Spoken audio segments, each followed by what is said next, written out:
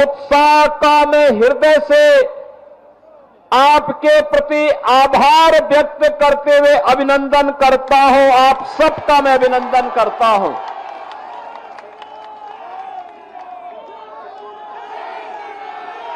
बहनों और भाइयों,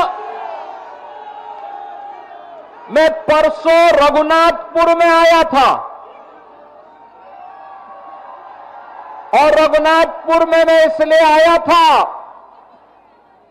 क्योंकि एक खानदानी माफिया वहां पर फिर से कब्जा करना चाहता है।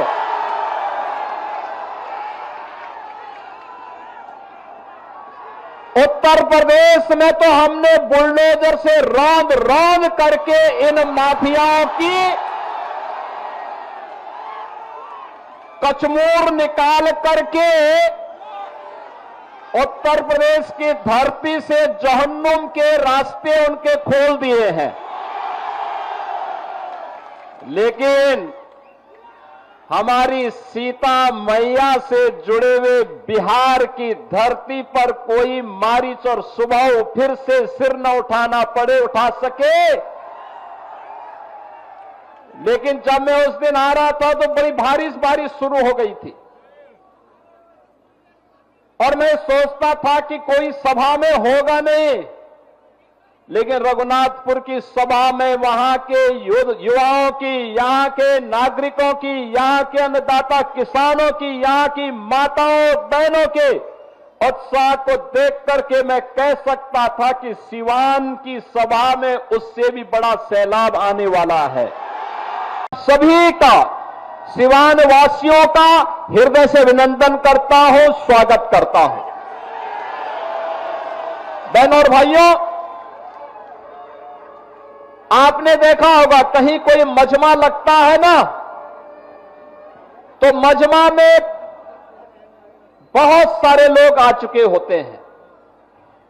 अपने अपने तरीके से वे वहां पर लोगों की आंखों में धूल झोंकने का काम करते हैं। लेकिन याद रखना, जिन लोगों ने बिहार के सामने पहचान का संकट खड़ा किया था, जिन लोगों के कारण सिवान वासी भय और दहशत के माहौल में जीने के लिए मजबूर हुए थे, उन लोगों को दोबारा बिहार में वापस आने नहीं देना है, किसी भी हालत में नहीं आने देना है। ये लड़ाई केवल सत्ता प्राप्त करने की लड़ाई नहीं, बिहार की अस्मिता की लड़ाई है। बिहार के आन मान और शान को, बिहार के गौरवशाली परंपरा को पुनर्प्रतिष्ठा प्रदान करने की लड़ाई है और बिहार को फिर से उस स्वर्ण युग की ओर लेके जाने की लड़ाई है, जिस बिहार ने केवल बिहार को ही नहीं, भारत को स्वर्ण युग की ओर ले जाने का काम कराया था। उस युग का स्मरण कराता हुआ पूरा भारत गौरव की अनुभूति करता है। बहनों और भाइयों,